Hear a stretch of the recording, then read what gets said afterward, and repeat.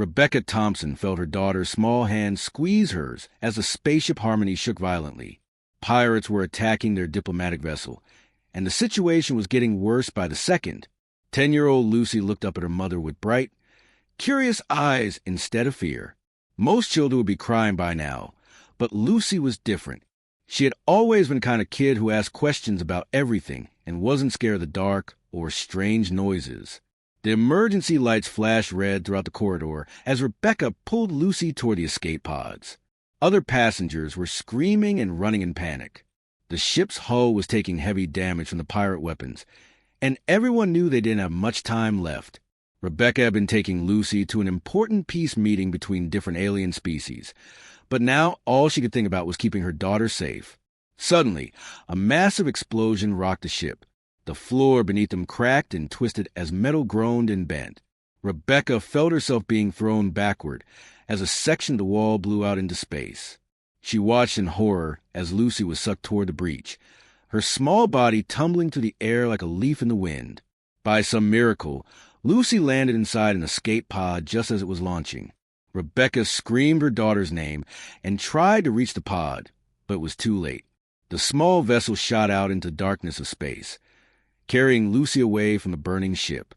Rebecca could only watch helplessly as the pod's navigation system sparked and failed, sending it spinning off course toward the most dangerous part of the galaxy.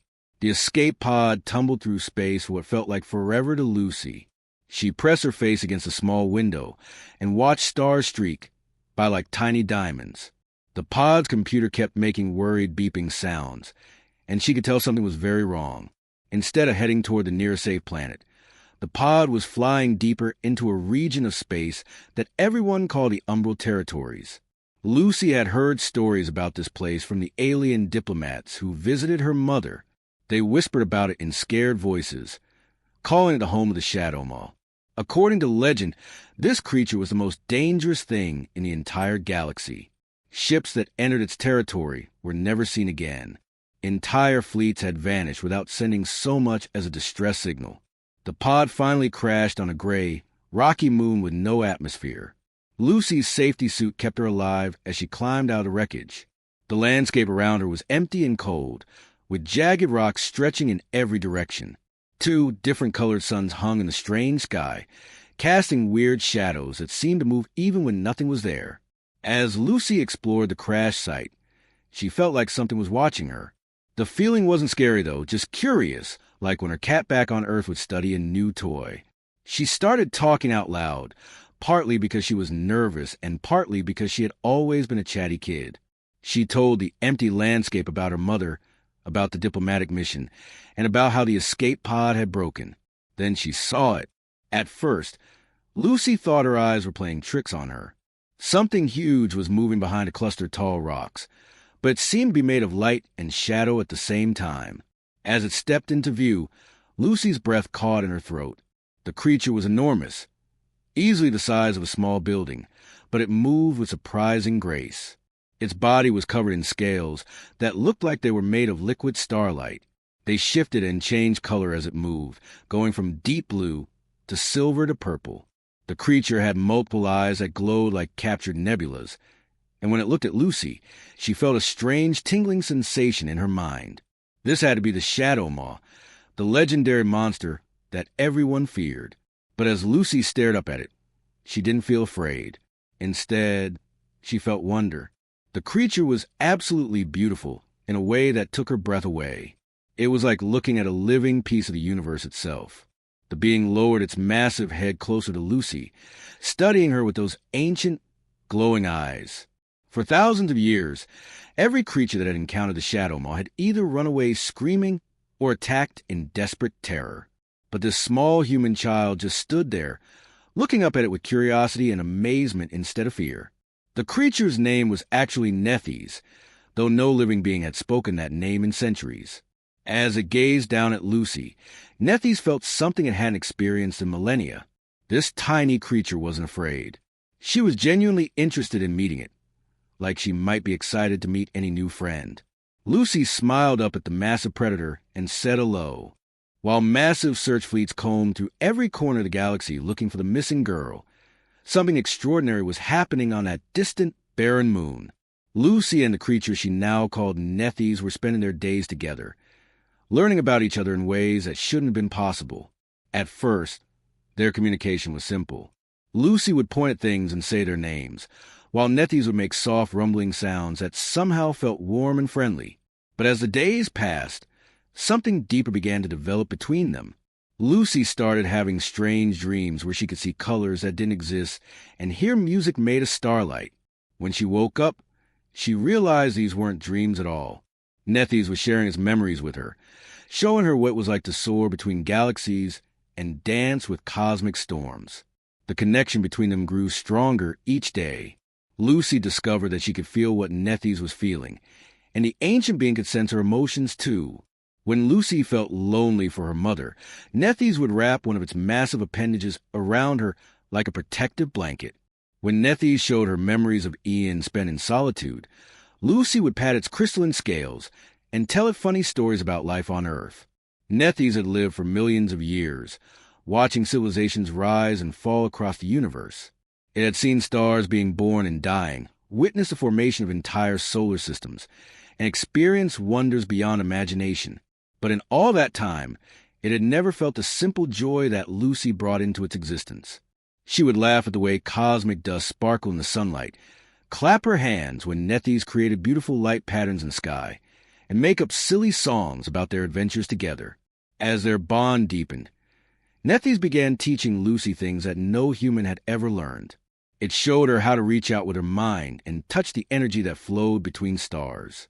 At first, Lucy could only make tiny sparks appear in her palm, but gradually she learned to create swirling patterns of light that danced around her fingers like miniature galaxies. Nethies taught her to see beyond the normal 3 dimensions that humans were used to. Lucy learned to look through what Nethies called the spaces between spaces, where she could see the hidden connections that linked everything in the universe together. She watched in amazement as streams of energy flowed between planets like glowing rivers, and saw the thoughts of living beings created ripples in the fabric of reality itself. The most incredible lesson came when Nethies showed Lucy how to fly, not with wings or machines, but by understanding how to move through the invisible currents that existed everywhere in space. Lucy would climb onto Nethies' back, holding tight to its smooth scales, and together they would soar through the asteroid fields surrounding their moon. She learned to help Nethies navigate by sensing the gravitational pulls of nearby objects and feeling the way space itself curved around massive bodies. Lucy's laughter echoed across the empty landscape as they played games among the floating rocks. Nethies would create obstacle courses out of asteroids, and Lucy would guide them to the challenges using her growing understanding of cosmic forces. Sometimes they would race through fields of space debris, with Lucy using her new abilities to help them move faster than should have been possible. Meanwhile, back in civilized space, the search efforts were becoming increasingly desperate. Rebecca Thompson had convinced every major government and military organization to join the hunt for her daughter. Thousands of ships were scanning every possible location, following even the faintest energy signatures that might lead them to the missing child. Most searchers avoided the Umbral territories entirely. The area was considered a death trap, and military leaders refused to risk entire fleets on what they saw as a hopeless mission. But some brave scouts did venture toward the edges of the Forbidden Zone, using long-range sensors to probe the darkness for any sign of life. After 3 months of searching, a small reconnaissance ship detected something unusual. Energy readings unlike anything they had ever seen were coming from deep within the Shadow Maw's territory. The patterns were too complex and organized to be natural phenomena, but they also didn't match any known technology. The scout ship's captain, a veteran explorer named Commander Blake, decided to investigate personally. His crew was terrified, but Blake had a reputation for finding impossible things in dangerous places. As they carefully approached the source of strange signals, they prepared themselves for the worst. What they found instead changed everything they thought they knew about the universe. There, dancing through a field of spinning asteroids, was the legendary Shadow Maw itself. But instead of the mindless destroyer from their nightmares, they saw a creature of incredible grace and beauty, moving through space like it was performing an elaborate ballet. And riding on its back, laughing with pure joy, was a small human girl who was somehow helping to guide their flight through patterns too complex for any computer to calculate. The crew watched in stunned silence as Lucy and Nethys played together among the rocks, their movements perfectly synchronized as if they were sharing the same mind. The girl was glowing with the same starlight energy that surrounded the creature, and together they created light shows that painted the darkness with colors that had no names. The emergency session in the Galactic Council chambers was unlike anything anyone had ever witnessed. Representatives from hundreds of different worlds sat in stunned silence as they watched the scout ships' recordings play on the massive holographic display. There, clear as daylight, was little Lucy Thompson riding on the back of the most feared creature in the galaxy, both of them moving through space like they were old friends. Ambassador Rebecca Thompson stood at the center of the chamber, her voice shaking with emotion as she addressed the council. She had been searching for her daughter for 3 months, and now that they finally knew Lucy was alive, she wasn't going to let politics or fear stop her from bringing her child home. Rebecca demanded that every available ship be sent immediately to rescue Lucy from what everyone assumed must be some kind of mind control or cosmic influence. But the reaction from the military leaders was swift and absolute. General Harrison from the Earth Defense Force was the first to speak up, his weathered face grim as he explained why a rescue mission was impossible. The Umbral territories had been marked as forbidden space for good reason. Every military expedition that had ever entered that region had vanished without a trace. Not one ship, not one crew member, not even a single distress signal had ever made it back to tell what happened there. The situation became even more complicated when representatives from the warrior species began voicing their opinions. The Korathian battle clans, known throughout the galaxy for their fearless approach to combat, declared that even they wouldn't dare challenge the Shadow Maw. Their greatest warriors, beings who had conquered entire solar systems, spoke of the creature in whispered, terrified voices. They had ancient legends about the Shadow Maw that went back thousands of years, stories of whole civilizations being wiped out by its mere presence. The crystalline beings from the Nexus Collective, who communicated through shared thoughts and could process information faster than any supercomputer, ran probability calculations on a rescue mission. Their results were devastating. Every scenario they ran showed the same outcome: complete annihilation of any force sent against the creature. They declared the human child lost and suggested that her sacrifice be honored rather than compounded by sending more lives to their doom. As the debate raged in the council chambers, something far more alarming was happening across the galaxy. Long-range sensor networks began detecting movement from the Umbral territories. The energy signature that belonged to the Shadow Maw was no longer staying in its usual hunting grounds. It was moving, and it was heading toward populated areas of space. The news hit the civilian population like a shockwave. Within hours, panic began spreading from system to system as word got out that the galaxy's most feared predator was on the move. On trading stations and colony worlds, people began packing their belongings and preparing to flee. Ancient emergency protocols, designed for the worst possible scenarios, were activated for the first time in centuries. The economic impact was immediate and catastrophic. Major shipping companies suspended all operations rather than risk their crews encountering the creature. Trade routes that had been used for thousands of years were suddenly abandoned. Stock markets crashed as investors pulled their money out of anything connected to the affected regions. Entire planetary governments began evacuation procedures, loading millions of citizens onto transport ships and sending them to what they hoped would be safe distances. But the most terrifying part wasn't just that the Shadow Maw was moving, it was where it seemed to be heading. The creature's path was taking it directly towards some of the most densely populated areas of the galaxy. If it continued on its current course, it would pass through the core worlds, home to billions of people from dozens of different species. The potential for destruction was beyond imagination. Military commanders across the galaxy began mobilizing their forces, not for a rescue mission, but for what they assumed would be the largest evacuation in galactic history. Massive cargo ships were requisitioned to move entire populations. Emergency shelters were constructed in the Outer Rim territories. Some governments even began discussing the possibility of abandoning their homeworlds entirely.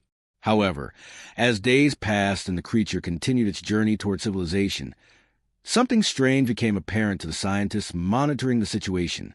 The Shadow Maw's legendary destructive aura, the field of chaotic energy that was supposed to tear apart anything that came near it, seemed different somehow. Instead of the wild, uncontrolled force that legends described, the energy patterns around the creature appeared organized and contained. Dr. Martinez, the lead xenobiologist studying the readings, was the first to notice the anomaly. She had spent her entire career studying dangerous cosmic phenomena, and she knew what uncontrolled predator energy looked like. This wasn't it. The power readings from the Shadow Maw were incredibly strong, but they were also stable and focused in a way that shouldn't have been possible for a creature driven by pure instinct. Even more puzzling was the way the energy seemed to pulse in rhythmic patterns. It almost looked like the creature was communicating with something, responding to some kind of guidance or influence. The destruction that should have been happening in the Shadow Maw's wake simply wasn't occurring. Space debris that should have been vaporized was instead being carefully moved aside. Gravitational disturbances that should have torn apart nearby asteroids were being precisely controlled to avoid causing damage. The most shocking discovery came when long-range cameras managed to capture clearer images of the creature in motion. There, still riding on the Shadow Maw's back, was Lucy Thompson. But she wasn't a helpless prisoner or a mind control victim. She was actively participating in the creature's flight, her small form glowing with the same cosmic energy that surrounded her massive companion. It appeared that somehow, impossibly, this 10-year-old human girl was not just surviving contact with the galaxy's most dangerous predator, but was actually helping control and direct its incredible power. Centauri Station had never been so empty. The massive trading hub, normally buzzing with millions of beings from across the galaxy, was now home to only a skeleton crew of volunteers who had refused to evacuate. Ambassador Rebecca Thompson stood at the main observation deck, staring out into space as she waited for her daughter to arrive. Her hand shook slightly as she gripped the railing, 3 months of worry and fear finally coming to an end. The station's remaining crew members were mostly humans who had volunteered to stay behind. They included maintenance workers, security officers, and a few diplomatic staff who felt it was their duty to witness this historic moment. Everyone knew the risks, but they also understood that someone needed to be there when Lucy and the Shadow Maw arrived. Hidden throughout the nearby space, dozens of military ships waited in the shadows. They had orders to observe but not interfere unless absolutely necessary. The various governments couldn't agree on whether the situation represented a miracle or a disaster, so they had chosen to wait and see what would happen. When Nethys finally appeared on the long-range sensors, approaching the station with graceful movements that seemed impossible for something so large, the crew held their collective breath. The creature was even more magnificent than the recordings had shown. Its crystalline scales caught the light from Centauri's twin stars, creating rainbow patterns that danced across its massive form. Rebecca pressed her face against the observation window, searching for any sign of her daughter. Then she saw her, a tiny figure riding confidently on the creature's back, waving excitedly as they approached the station. Lucy looked healthy and happy, her face bright with joy as she guided her enormous companion toward the docking area. The reunion was nothing like what anyone had expected. Instead of the terrifying monster from Galactic legends, Nethys approached the station with the gentleness of a pet returning home. When the creature brought Lucy to the observation deck's external platform, Rebecca rushed outside in her protective suit, tears streaming down her face as she wrapped her daughter in a tight hug. Lucy immediately started chattering excitedly about everything that had happened during their 3 months together. She told her mother about learning to fly through asteroid fields, about seeing the birth of new stars, and about all the amazing things Nethys had taught her. Her words tumbled over each other as she tried to explain the incredible bond she had formed with the ancient being. What surprised everyone most was how Nethys reacted to Rebecca. The massive creature lowered its great head toward Lucy's mother, making soft rumbling sounds that somehow felt warm and welcoming. When Rebecca cautiously reached out to touch the creature's scales, Nethys remained perfectly still, allowing the contact as if understanding that this was Lucy's family. The touching reunion was being broadcast across the galaxy, and for the first time in months, people were beginning to think that maybe the situation wasn't the disaster they had feared. Some viewers even started to see the beauty in the relationship between the girl and the creature, wondering if perhaps they had been wrong about the nature of the legendary Shadow Maw. But not everyone was pleased with this development. The hegemony supremacy had been watching the situation unfold with growing alarm. This military organization, made up of the most powerful and aggressive species in the galaxy, viewed the bond between Lucy and Nethys as a contamination that threatened the natural order. In their minds, humans had no right to form alliances with cosmic-level predators, and they saw Lucy as a dangerous influence that needed to be eliminated. Admiral Kane, leader of the hegemony forces, had been arguing for months that the child represented an existential threat to galactic civilization. He believed that if other humans learned to form similar bonds with dangerous creatures, it could upset the balance of power that had kept the galaxy stable for centuries. Without warning, the hegemony fleet dropped out of hyperspace around Storie Station. Hundreds of their most advanced warships surrounded the area, their weapons charged with energies that could tear holes in reality itself. These weren't ordinary military vessels, but ships equipped with experimental technology designed to fight cosmic-level threats. Admiral Kane's voice echoed across all communication channels as he delivered his ultimatum. The child had been contaminated by prolonged exposure to the creature and could no longer be considered fully human. For the safety of the galaxy, both Lucy and the Shadow Maw needed to be destroyed immediately. Rebecca pulled Lucy behind her as the hegemony ships began powering up their reality-warping weapons. These devices could literally erase matter from existence, leaving nothing behind but empty space. The skeleton crew on Storie Station scrambled to activate the emergency shields, knowing they would provide little protection against weapons of this magnitude.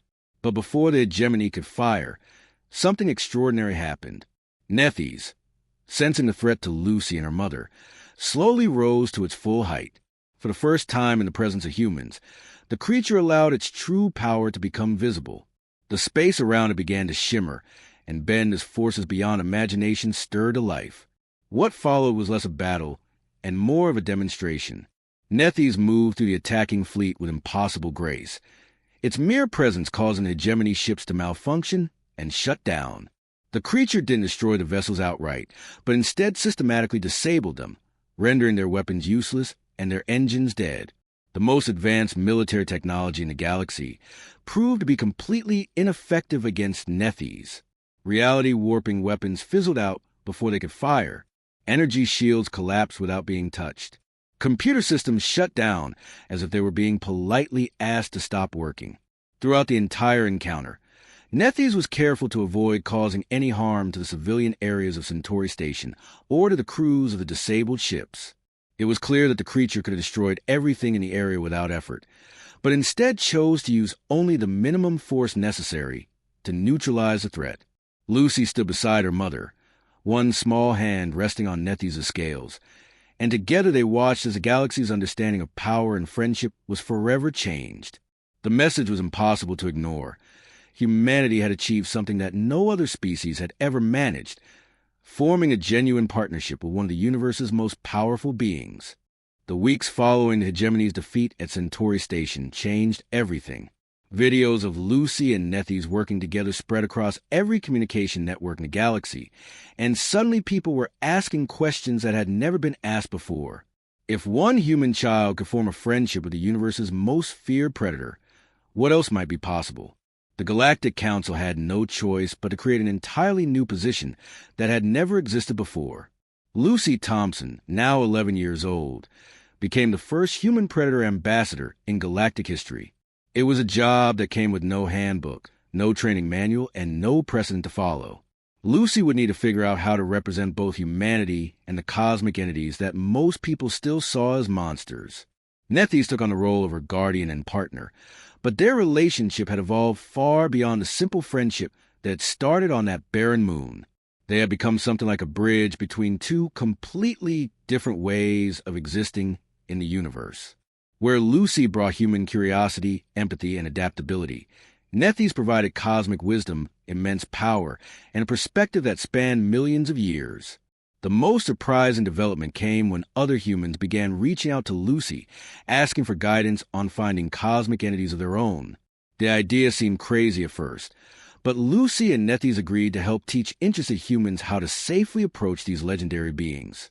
They started with volunteers who had strong mental discipline and genuine curiosity about the universe. Captain Torres, a deep space explorer who had always been drawn to the mysterious regions between star systems, became the second human to successfully bond with a cosmic entity. She ventured into the spiral void and encountered something that legends called a void serpent. These creatures were said to be made of living darkness that could swallow entire solar systems. But when Torres approached with the respectful curiosity that Lucy had taught her, she found a being that was lonely and eager for companionship. Dr. Patel, a quantum physicist who had spent years studying the strange behavior of particles in deep space, made contact with what ancient texts called a quantum devourer. These entities existed partially outside normal reality, feeding on the energy that leaked between dimensions. Instead of being consumed, Dr. Patel found herself learning to perceive multiple layers of existence simultaneously, gaining insights into the fundamental nature of reality itself. One of the most beautiful partnerships formed between a young artist named Jake and a living nebula, a massive cloud of conscious gas and dust that created new stars as expressions of its emotions. Together, they began crafting stellar sculptures that were visible from hundreds of light years away, turning entire regions of space into cosmic art galleries that amazed and inspired beings from across the galaxy. As more humans formed these impossible bonds, the galaxy watched in fascination and growing respect. These weren't cases of humans conquering or controlling cosmic entities. Instead, they were genuine partnerships where both sides brought something valuable to a relationship. The humans offered emotional connection, creative thinking, and a fresh perspective on existence. The cosmic beings shared their immense power, ancient knowledge, and unique ways of understanding the universe. News networks that had once reported on human activities with mild interest now followed every development with intense attention. Diplomatic missions that had previously ignored Earth now sent their most important ambassadors to request meetings. Species that had considered humans to be primitive newcomers suddenly found themselves asking for help with problems they couldn't solve on their own. Years passed, and Lucy grew from a curious child into a confident young woman. She had spent her teenage years traveling throughout the galaxy with Nethies, learning about different cultures and helping to establish communication between cosmic entities and traditional civilizations. Her unique perspective, shaped by both human upbringing and cosmic education, made her an ideal mediator for conflicts that had seemed impossible to resolve. The transformation of Earth itself was perhaps the most dramatic change of all. What had once been considered a minor world on the edge of civilized space became the center of a new kind of galactic community. Humans who had bonded with cosmic entities established training centers, where others could learn to safely approach these powerful beings. Scientists from across the galaxy came to study the phenomenon of human entity partnerships, trying to understand why this species seemed uniquely capable of forming these connections. Earth cities began to reflect this new reality.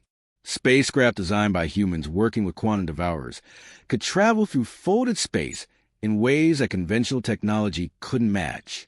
Architecture influenced by partnerships with living nebulae created buildings that seemed to glow with their own inner light. Gardens tended by humans guided by void serpents grew plants that could survive in the vacuum of space, creating beautiful oases on previously barren worlds. The day finally came when Lucy, now 25 years old, stood before the full galactic assembly to formally announce humanity's new role in the cosmic order.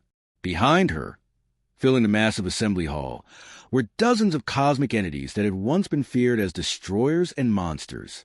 Nethies was there, of course, along with void serpents, quantum devourers, living nebulae, and beings so ancient and powerful that they had no names in any mortal language.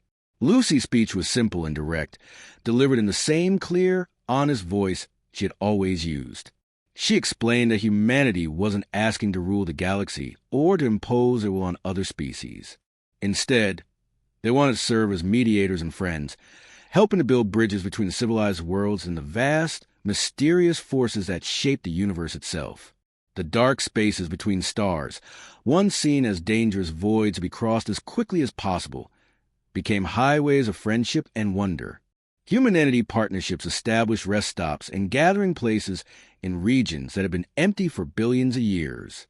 The cosmic entities, no longer isolated and alone, began to take active interest in the growth and development of younger species. The galaxy had become a fundamentally different place, one where the monsters of legend served as humanity's closest allies, and the universe itself seemed a little less lonely.